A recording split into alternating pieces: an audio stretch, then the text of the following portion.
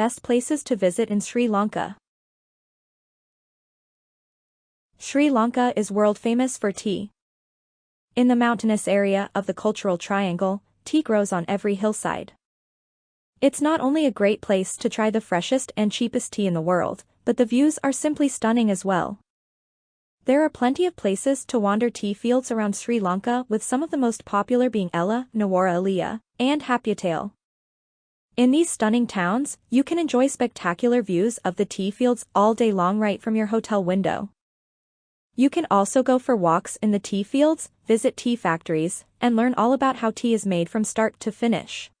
Few places in Sri Lanka are as popular as Nine Arch Bridge. It's one of the best things to do in Ella, Sri Lanka. To some, the large crowds are off-putting, however, it's still so worth a visit. Why? It's just that beautiful. If you do want to avoid most of the larger crowds, then sunrise is the best time to visit. If you get there before 6:15 a.m. you can just catch the first train passing by, and if you stay until 6:45 a.m. you'll get to see the famous blue passenger train. One of my favorite parts about traveling around Sri Lanka was the food. It's colorful, tasty, and cheap. But the best part? It's healthy. Sri Lankans eat a majority vegetarian diet that consists of lentils, beets, mango, and peppers. They also use lots of coconut, including coconut oil and coconut milk. I didn't try a meal in Sri Lanka that I didn't like, but the best place to eat was by far at local guest houses. One of my favorites was in Happiatail, Sri Lanka. The meals are freshly prepared, and by staying and eating at local guest houses you're directly supporting the local communities and small businesses.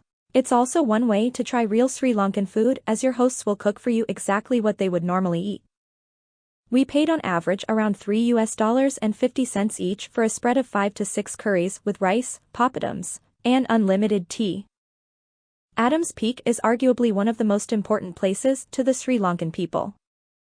For them, it's a pilgrimage of high religious significance. For many tourists like me, it's not about religious significance but more about the breathtaking views and walking with the Sri Lankan people. The hike to Adam's Peak is best done in the early hours of the morning in order to reach the summit for sunrise.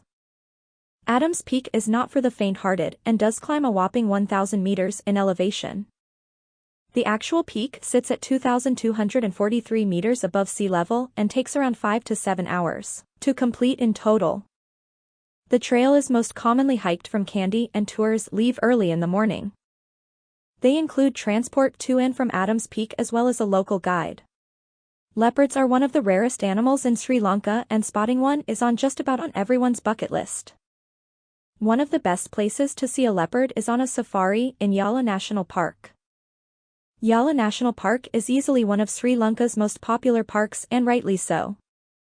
It's not only home to these rare wildcats, but it's also home to elephants, monkeys, water buffalo, crocodiles, and much more. There are lots of different safaris great for spotting leopards, but your best chances are on a 2-night safari. This way you can get far away from the crowds that often scare the cats off. That doesn't mean you won't see one on a day trip, it's just much less likely. Secret Beach is easily one of my favorite beaches in Sri Lanka. Although not so secret anymore, this stunning secluded bay is hands down worth a visit and one of the best things to do in Mirisa. From Mirisa, the beach is only a 5-minute tuk-tuk ride away, and all of the local drivers know the spot. Once there, you can sit back in one of the lounge chairs or find yourself a nice bit of beach to lay down.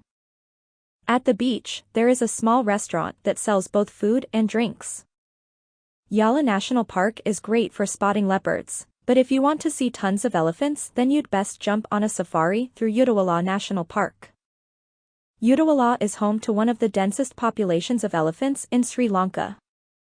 On almost every single safari in the park, you'll see many different elephants. On my safari through Udawala, I must have spotted around 20 elephants, including 2 small babies with their mother. Aside from elephants, I also saw monkeys, water buffalo, lizards, crocodiles, and peacocks. If you're like me and love turtles, then you're in for a treat on your holiday through Sri Lanka. Throughout the country, there are many opportunities to swim with and view sea turtles.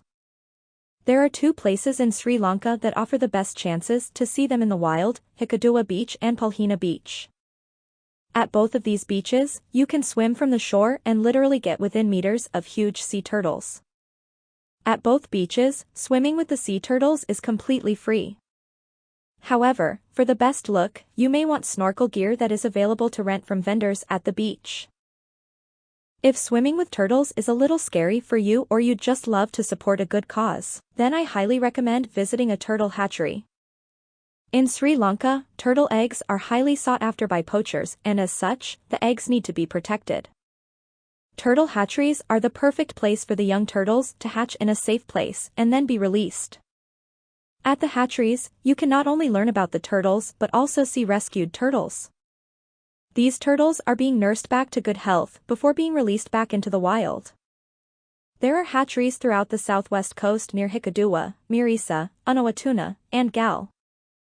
The entrance fee is usually by donation and goes directly to funding the projects. Our next wildlife encounter is likely the most impressive in the country, the blue whale. These guys are the largest living creature to ever roam the planet and can grow to a whopping 100 feet. And as you may have guessed, Sri Lanka is one of, if not the best place in the world to see them. This is honestly an opportunity you can't pass on providing you're in Sri Lanka during the right time of year. On the west coast, during the months of December to April is when the whales are around, with April being the best month. On the east coast, the season begins in July and runs until September. Of course, you won't just spot blue whales, and many of the sightseeing tours also look for pods of dolphins, humpback whales, sperm whales, and more. The best places to do tours are in Mirisa and Hikkaduwa on the southwest coastline and Trincomalee on the east coast. Sri Lanka is home to many ancient ruins, but few are as impressive as Sigiriya Rock, also known as Lion Rock. This massive rock reaches just over 200 meters in height and was one of the most important urban planning sites of the first millennium. The history and legend behind the rock and the city that surrounded it go much deeper than this, and the best way to learn about it is in Sigiriya. Entrance to the Sigiriya Rock Fortress isn't cheap, but considering its significance, it's totally worth it. Sri Lanka is an awesome place to learn to surf. With a seemingly endless coastline, cheap board rentals, lessons, and waves perfect for all levels, there's never been a better time to learn to surf than on your trip in Sri Lanka. Surfing in Sri Lanka is best on the west coast between the months of January to April and the east coast between May and July.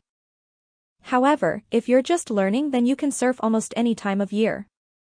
One of the best learner beaches is Weligama Beach. It's only a short drive from Mirisa and well worth checking out if you want to learn to catch some waves. Alternatively, Arugam Bay is world famous for surfing and there is a range of surf schools there.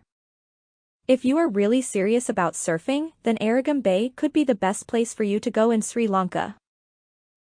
Okay, so you now know about some of Sri Lanka's best national parks on land, but are you aware Sri Lanka has a stunning marine national park called Pigeon Island?